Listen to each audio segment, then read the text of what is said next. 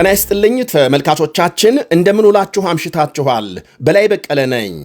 ርዕሶቹን በማስቀደም እንጀምራለን። የኢራን ጦርነት ዛሬም ተባብሶ ሲቀጥል ከእስራኤል እስከ ኢራንና ፋርስ ባህረ ሰላጤ በቦምብ ፍንዳታ ሲናወጡ ውለዋል። ፊሊፒንስ የአስቸኳይ ጊዜ የኃይል አዋጅ መደንገጓ ሲነገር ከጎረቤት ኬንያ እስከ ግብፅና የተለያዩ ሀገሮች እርምጃ እየወሰዱ ናቸው። የመንገድ መብራት ከማጥፋትና የንግድ መደብሮች በጊዜ እንዲዘጉ ከማድረግ አንስቶ ዓለም ሩጫ ላይ ይገኛል። ሆርሙዝን ለመጠበቅ በርካታ ሀገሮች ቡድን የመፍጠር እንቅስቃሴ መጀመራቸውም ይሰማል። በሌላ በኩል ሁሉንም በዝርዝር እናቀርባለን። አብራችሁን እንድትቆዩ ጋብዛለሁ። ቴምር ፕሮፐርቲ በ30% ልዩ ቅናሽ የመኖሪያ ቤቶችን በመሃል ቡልጋሪያ ከአፍሪካ ንብረት አጠገብ ቢያከራዩት በዶላር የሚያከራዩቸው ቢኖሩበት ለመኖር ምቹ የሆኑ ቤቶችን ይዘንሎት ቀርበናል። ባለ 1 መኝታ 69 ካሬ በ5,554,000 ብር፣ ባለ 2 መኝታ 82 ካሬ በ6,600,000 ብር፣ ባለ 3 መኝታ 126 ካሬ በ10,143,000 ብር ብቻ ይዘንሎት ቀርበናል። ያስተውሉ፣ ይህ ዋጋ 100% ለሚከፍሉ ደንበኞቻችን ብቻ ነው። በተጨማሪም በግንባታ መሰረት በ36 ወር ለምትከፍሉ ከ1,587,000 ብር ቅድመ ክፍያ ጀምሮ በመክፈል የቤት ባለቤት መሆን ይችላሉ። ቀሪው እስካዱ ያለምንም ጭማሪ በኢትዮጵያ ብር መክፈል ይችላሉ። ለበለጠ መረጃ በ0955 27 74 74 ይደውሉ። ቴምር ፕሮፐርቲስ። ፊሊፒንስ በይፋም የአስቸኳይ ጊዜ የኃይል አዋጅ በመደንገግ በዓለም የመጀመሪያ ሀገር ሆናለች። ፊሊፒንስ ሙሉ በሙሉ በሚባል ደረጃም ነዳጅ ከፋርስ ባህረ ሰላጤ የምታስገባ ሲሆን በሆርሙዝ መዘጋት ትልቅ ጉዳት ካጋጠማቸው ሀገሮች መካከል መሆኗ ታውቋል። በወር $7,400 ደሞዝተኛ የሆኑት የፊሊፒንስ ፕሬዝዳንት ፈርዲናንድ ማርቆስ ትንሹ የሀገሪቱ የኃይል አቅርቦት ተጨባጭ አደጋ ተደቅኖበታል በማለት የችግሩን አሳሳቢነት አስተጋብተዋል። የቀድሞ የፊሊፒንስ ፕሬዝዳንት ፈርዲናንድ ማርቆስ ልጅ ናቸው የአሁኑ ፕሬዝዳንት። አስቸኳይ ጊዜ አዋጅ መደንገጉ መንግስት የኃይል መረጋጋት እንዲፈጠር የሚያስችሉ እርምጃዎች ለመውሰድ ህጋዊ ስልጣን ይሰጠዋል። ሀገሪቱ አሁን ያላት የመጠባበቂያ ነዳጅ ክምችቷም ለ45 ቀናት ብቻ የሚያስጠቅም ነው ብሏል መንግስት በቅርቡ ባወጣው መግለጫ። በሀገሪቱ የሳምንት የሥራ ጊዜ ወደ 4 ቀናት ሲታጠፍ የመንግሥት ተቋማትና ባለሥልጣናት የነዳጅ አጠቃቀማቸውን በእጥፍ እንዲቀንሱ ተደርጓል። ሌሎች ሀገሮችም የተፈጠረውን የነዳጅ ቀውስ ለመቋቋም የተለያዩ እርምጃዎች እየወሰዱ ናቸው። ነዳጅ በሰፊው ከውጭ በሚያስገቡ ሀገሮች ቀውሱ የበለጠ ተባብሶ የቀጠለ ሲሆን የቀን ፍጆታ ለመቀነስ የተገደዱበት ሁኔታ አለ። በጋዝ ምግብ የሚያበስሉ ቤተሰብና ሆቴሎችን የመሳሰሉ የንግድ ተቋማት የችግሩ ጫና በዋነኛነት አርፎባቸዋል። በየቢሮ በምሳ ሰዓት ኮምፒውተሮች እንዲጠፉ፣ በቪየትናም ደግሞ ህዝቡ ከቤት ሆኖ እንዲሰራ መልእክት ተላልፏል። የታይላንድ ጠቅላይ ሚኒስትር ባለስልጣናትና ኃላፊዎች እንዲሁም ሰራተኞች ጭምር ሊፍት መጠቀም አቁመው ፎቅ በእግራቸው እንዲወጡ ጠይቀዋል። የቪየትናም መንግስት ነዳጅ አስመጪዎችና ከፋፋዮች አቅርቦት በተቻለ አቅም እንዲጨምሩ ሲያሳስብ፣ ታይላንድ ከመጠባበቂያ ነዳጅ በተጨማሪ ሌሎች ሀገር በቀል የኃይል አማራጮች ለመጠቀም ፍለጋ ይዛለች። እንደ ፈረንጆቹ አቆጣጠር በ2024 ኢራን በዘጋችው የሆርሙዝ ሰርጥ በኩል ከተላለፈ የተፈጥሮ ጋዝ ቢያንስ 80 በመቶ የሚሆነው እስያ የተሻገረ ሲሆን ጃፓን፣ ደቡብ ኮሪያና ታይዋን አብላጫውን ድርሻ ይዘዋል። ጃፓን ለ254 ቀን የሚሆን ተጠባባቂ ነዳጅ እንዳላት ሲነገር በዚህ ሳምንት ለ45 ቀናት የሚበቃም ለገበያ ማቅረቧ ታውቋል። በተለይ ቶዮታ፣ ሚትሱቢሺ እና ሆንዳን የመሳሰሉ የመኪና ኩባንያዎች የወደፊት እንቅስቃሴ አጣብቂኝ ውስጥ መግባቱ አይቀርም ይላሉ ታዛቢዎች። በህዝብ ብዛት የዓለማችንን የአንደኝነት ክብረ ወሰን የተረከበችው ህንድም በነዳጅ ቀውስ አደጋ ከገጠማቸው ሀገሮች መካከል ትገኛለች። ጋዝ በስፋት ከሚያስገቡ ሀገራት ሁለተኛ ደረጃን የያዘችው ህንድ በተለይ በድህነትና ዝቅተኛ ገቢ ላላቸው ቤተሰቦች ነዳጅ በዝቅተኛ ዋጋ ለማቅረብ እየታገለች፣ በሌላ በኩል ሆቴሎችና ምግብ ቤቶች ሳይቀሩ ማገዶ የሚፈጁ ምግቦችን ጭምር ከገበታ እንዲያነሱ የተገደዱበት ሁኔታ ተፈጥሯል። 287 ሚሊዮን ሕዝብ ያላት ኢንዶኔዥያም ሆርሙዝ ላይ በተዘጋው መተላለፊያ ምክንያት ቀውስ ከገጠማቸው ሀገሮች ተርታም ተሰልፋለች።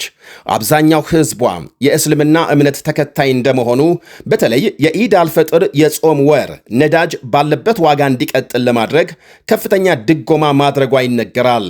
አሁን ከበዓሉ በኋላ መንግሥት ከነዳጅ ዋጋ ጭማሪ ባሻገር በሥራ ሰዓት ላይ ማሻሻያ ለማድረግ እየሠራ ነው ተብሏል። ታይላንድም ሰሞኑን እንቅልፍ አጥታለች ይባላል። አሁን በነዳጅ ላይ የተጣለው ድጎማ ይቀጥል ወይስ ይነሳ በሚለው ላይ የመንግሥት አመራሮች መወሰን አቅቷቸው በየቀኑ ይሰበሰባሉ። ድጎማው ቢቀጥል የዕቃዎች ዋጋ ጭማሪ ሳያሳይ ይጓዛል። ድጎማው ከተነሳም የኑሮ ውድነት ጣሪያ ይነካና ሕዝብ ይነሳብናል በሚል ባለሥልጣናት ተጨንቀዋል።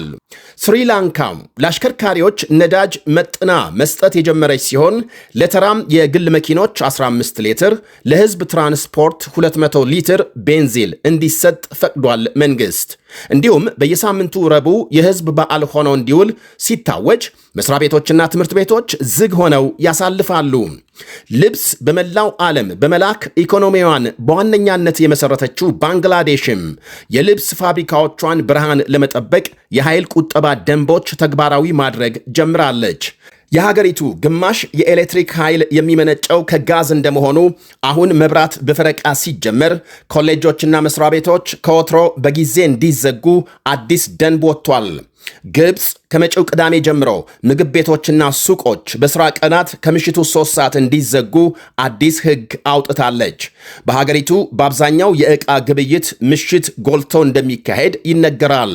እንዲሁም በአደባባይ የሚሰቀሉ ቢልቦርዶችና ሌሎች የጎዳና መብራቶች እንዲጠፉና የመንግሥት መስሪያ ቤቶች 12 ሰዓት ሙሉ በሙሉ እንዲዘጉ የማድረግ ዕቅድ መውጣቱ ተነግሯል።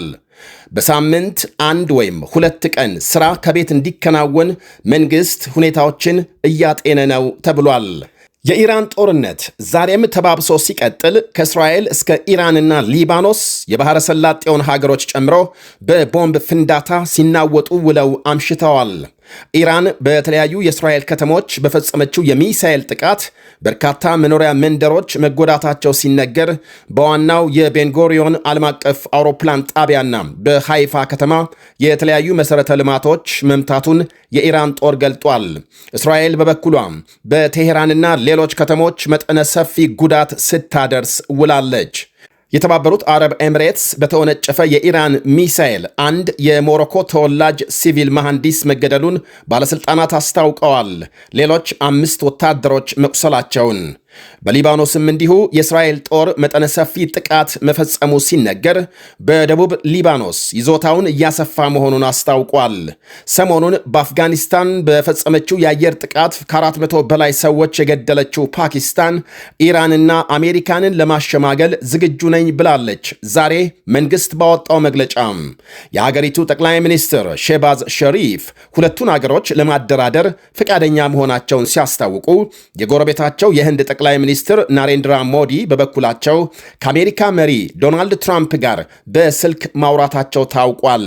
ከቻይና አቻቸው ጋር የተነጋገሩት የኢራን ውጭ ጉዳይ ሚኒስትር አባስ አራክቺም ከአሜሪካ ጋር ሁሉን አቀፍ ተኩስ አቁም ለማድረግ ሀገራቸው ዝግጁ መሆኗን ገልጸዋል።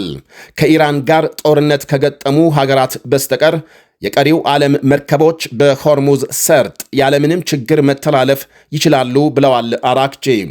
መነጋገር ሁሌም ከመዋጋት የተሻለ ነው ብለዋል የቻይና ውጭ ጉዳይ ሚኒስትር በፈንታቸው።